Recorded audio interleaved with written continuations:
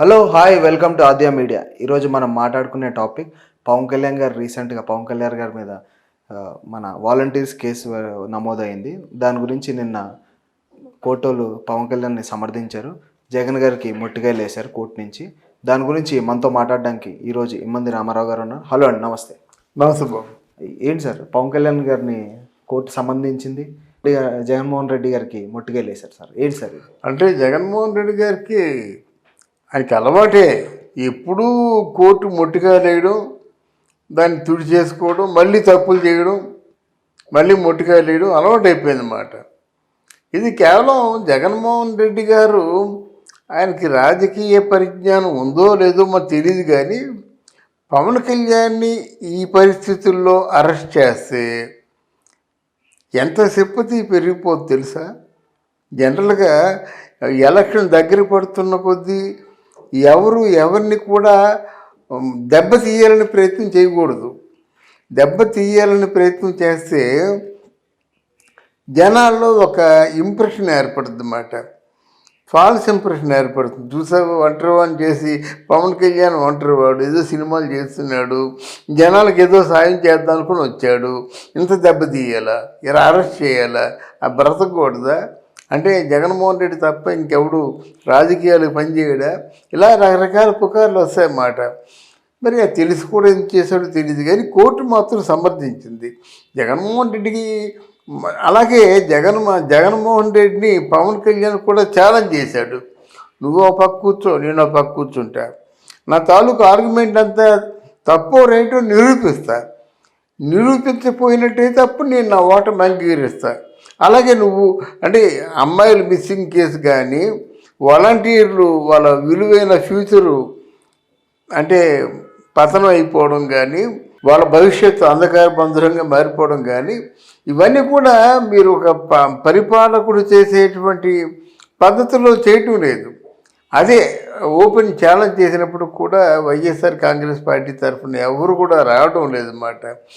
Jagan level మరో అంతస్తు పెరిగినట్టు అయింది మాట. ఇప్పుడు కేవలం ఇక్కడ ఈ పార్టీల్లో ఉన్నటువంటి పెద్ద కన్ఫ్యూజన్ ఏంటంటే, ఎవరికి వాళ్ళే అంటే నేనే నెగ్గేస్తాను, ఎలక్షన్లో నేనే సీఎం ఇలాగ అనుకోవడం ద్వారా అటు జగన్మోహన్ రెడ్డి నేను సీఎం అనుకుంటున్నాడు, అటు చంద్రబాబు నాయుడు నేను సీఎం అనుకుంటున్నాడు, మా పవన్ కళ్యాణ్ తనకు మంది మార్పులు ఆయన తాలూకు బలగం అంతా కలిసి పవన్ కళ్యాణ్ సీఎం అంటున్నారు అన్నమాట.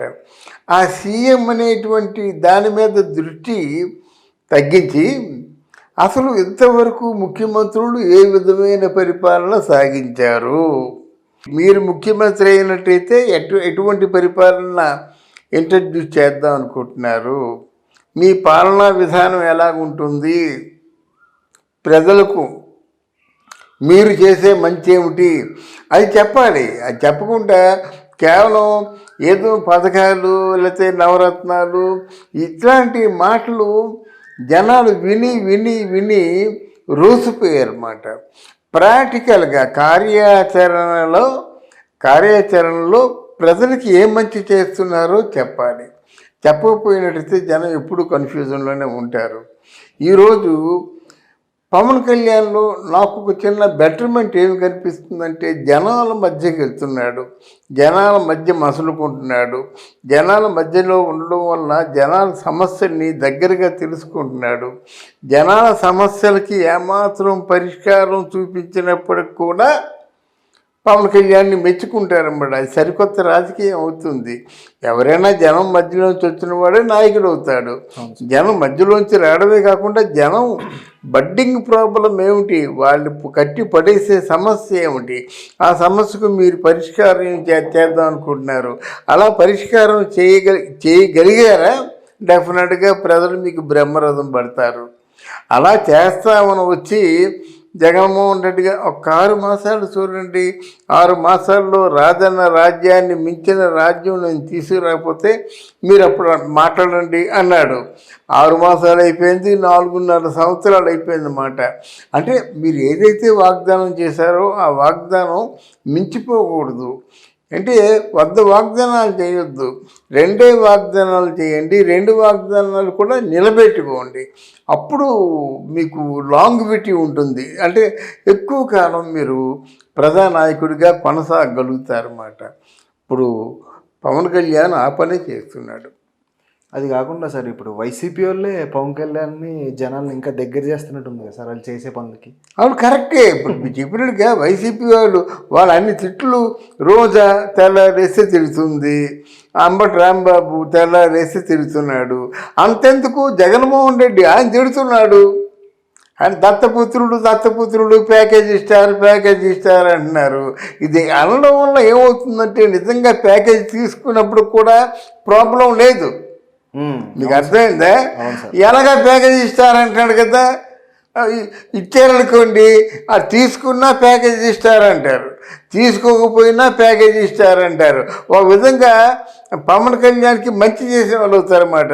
మీరున్నారండి, అవి బాబా తినేస్తారా బాబా అన్నారనుకోండి, మీరు తింటున్నా అంటారు, తినకపోయినా తింటున్నా అంటున్నారు, అంటే ఆయనకి మంచిదే కదా, అంటే ఆయనకి మంచిగా చేస్తున్నారు. పైగా ప్రజలు ఏమనుకుంటారు, పాప ఆయన వీళ్ళు ఏమైనా ఊసెత్తాడా, ఎందుకు అలాగా ఊరికి దూసుకు తినేస్తున్నారు, చాలా తప్పయ్యా, రాజకీయంగా వాళ్ళు నష్టపోతారు అని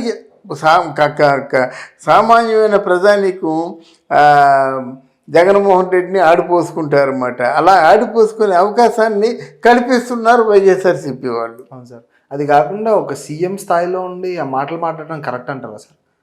అంతకంటే ఆయనకేం తెలియదు కదా. ఆయన మాట్లాడితే 3 పెళ్ళాలన్నాడు, 4 పెళ్ళాలన్నాడు ఆయన. దానికి వెంటనే ఏమన్నారు, బాబు నీ తాలూకు మీ నాన్న 2వ పిల్లాన్ని పుట్టినవాడేంట్రా, నీ జాతి కూడా సంకరం అయిపోయింది కదా.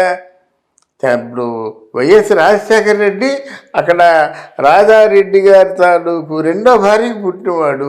మరి ఏమైంది ఇప్పుడు? మరి షర్మిల గారు ఉన్నారు, 2 భర్తలు ఉన్నారు. అలాగా రకరకాల కుటుంబంలో చాలా వరకు బహుభారుత్వం ఉంది. అప్పుడు మీరేం చేస్తారు? మీరు తలదించుకోవాలి కదా. ఒకరిని అనడం ఎందుకు, 4 మాటలు కాయడం ఎందుకు? ఇది కాదు కదండి. మీకు ఎంతమంది అసలు పూర్వం కాలంలో రాజులు ఉన్నారండి, 2 3 భార్యలు ఉండేవారండి. వాళ్ళ అంతఃపురంలో ఉండేవారు, వాళ్ళ జీవితం వాళ్ళు గడిపేవారు. పరిపాలనలో ఏమైనా భంగం కలిగిందా? అంతెందుకు, ఇక్కడ ద్వాపర యుగంలో ద్రౌపదిని తీసుకుందాం, 5 భర్తలు ఉన్నారు, కానీ మనకున్నటువంటి మహాపతివ్రతలు 5లో ద్రౌపది ఒకటి కదా. అంటే మీకు పాతివ్రత్యానికి దీనికి నెంబర్ ఆఫ్ ఎక్స్ట్రా మ్యారిటల్ రిలేషన్స్కి సంబంధం లేదు కదా. మీకే ఎంతమందిని పెళ్లి చేసుకుంటే మీకెందుకు, ఎంతమందితో కలిసి ఉంటే మీకెందుకు? దీనివల్ల పరిపాలన మీకేం కంటగింపుగా ఉండదు కదా. ప్రతి పరిపాలన సజావుగా సాగుతున్నంతసేపు మీరు నోరు ఎంగిల్ చేసుకోవడం మాత్రం వృధా. అది మరి తెల్లాలేసినట్టయితే పవన్ కళ్యాణ్ లాగా నేను 3 సంవత్సరాలకు ఒకసారి పెళ్ళాలి మార్చాలంటే మార్చబోయ్యా, నిన్ను ఎవరొద్దన్నాడు? నేను చూసి మోజుపడి వచ్చినట్టయితే నువ్వు చేసుకుంటావు. నువ్వు పెళ్ళాన్ని మార్చినంత మాత్రంలో మాకు నష్టం లేదు కదా, మార్చకపోయినా మాకు వచ్చిన లాభం లేదు కదా. నువ్వు మాకు పేదవాడిని సరిగ్గా సక్రమంగా పేదవాడికి ఆ రేషన్ అందేలాగా, పేదవాడికేమో వైద్యం విద్య ఇవన్నీ అందేలాగా, పేదవాడు పిల్లల్ని స్కూలుకు పంపించి చదివించుకునేలాగా ఆ మాత్రం చేస్తే మా చాలు. నువ్వు ఎంతమంది భార్యలతో ఉంటే మాకేం కావాలి అని ప్రజలు అంటున్నారు. కానీ నువ్వేంది పెద్ద పతివ్రతలాగా నీకేదో పెద్ద అంటే నువ్వు తప్ప శ్రీరామచంద్రుడికి ఎవరు లేనట్టుగా నువ్వు కబుర్లు ఆడితే ఆ కబుర్లు ఎవరండి? ఎవరు? ఇప్పుడు రోజా ఉందండి, రోజా ఉండి రోజా భార్యల గురించి మాట్లాడితే ఎవరైనా నవ్వుతారు కదా. నువ్వు మంచిదానవో చెడ్డదానవో, నీకు భర్తలో 1 2 3 4 అసలు ఎవరు లేకుండా పోయినా తీసి పక్కన పెడతావు. కానీ సినిమా వాళ్ళు మాట్లాడితే ఉంటారు. అంటే సినిమా వాళ్ళు కూడా అంటే భార్యల గురించి మాట్లాడేవేనా? సినిమా వాళ్ళు కూడా భర్తల గురించి మాట్లాడేవేనా? ఏ గంటగా గడువు పడతారు కదా అంటారన్నమాట. అలాంటిది రోజా మాట్లాడుతుంది, అంబటి రాంబాబు మాట్లాడతాడు, అంబటేమంటాడు, సుకన్య సంజన అంటాడు. ఆయన కూడా పిల్లల గురించి మాట్లాడతాడు. వచ్చిపోయే వాళ్ళకంటే భార్యలు మంచివాళ్ళు కదండి. భార్యలు అంటే కమిట్మెంట్ ఉంటుంది, బాండింగ్ ఉంటుంది. అంటే వాళ్ళ జీవితానికి అన్యాయం చేయడు, అన్యాయం చేయకుండా ఉండడం కోసం పెళ్లి చేసుకుంటున్నాడు. లేకపోతే మిగతా ఈ మగవాళ్ళందరూ ఈ స్లోగన్స్ చెప్తున్నారు కదా, వాళ్ళు చేసినట్టుగా ఆయన కూడా ఎక్కడో ఏదో రకంగా ఆడవాళ్ళతో పోయి ఈయన కూడా శ్లోకం చేయొచ్చు కదా, 2-3 భార్యలతో ఉన్నాడని చెప్పేసి. అలా చేయలేదు ఆయన జీవితంలో ఎవరైతే తనకి తల ఉంచారో వాళ్ళ జీవితానికి అన్యాయం చేయకుండా వాళ్ళని పెళ్లి చేసుకున్నాడు, వాళ్ళకి న్యాయం చేశాడు, వాళ్ళ కడుపు కొట్టలేదు, వాళ్ళ జీవితానికి ద్రోహం చేయలేదు. ఒకవేళ పొరపాటున అభిప్రాయ భేదాలు వచ్చినట్టయితే కొన్ని కోట్ల రూపాయలు ఇచ్చి ఆయన డివోర్స్ ఇచ్చాడనమాట. అలాగే రేణు దేశాయ్ ఈరోజు పవన్ కళ్యాణ్ మాటలు చూడండి, ఏవైనా అనండి కానీ రేణు దేశాయ్ అని ఒక్క మాట అన్నారా, తాట ఒలిచేస్తా అన్నాడు. అది బాండింగ్. నీకు కలిసి ఉంటే ఎవడికి కావాలి, విడిపోతే ఎవడికి కావాలి. అంటే ఆ బాండింగ్ ఉంది కదా. ఆధ్యాకిని తర్వాత ఏమో అఖీరానందనికి కూడా తండ్రి లేని పిల్లలు అనేటువంటి బాధ లేకుండా వాడు గ్రాడ్యుయేషన్కి వెళ్ళాడు కదా.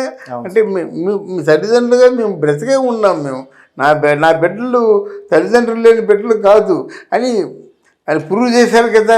అసలు అట్లా ఇంకా మళ్ళీ ఇంకా మీరు 3 పిల్లలు 4 పిల్లలు అని చెప్పేసి ఎత్తి చూపిస్తున్నట్టయితే నలుగురిలో మీరు మిమ్మల్ని ఎంత హీనంగా అనుకుంటున్నారు ఒకసారి ఆలోచించండి.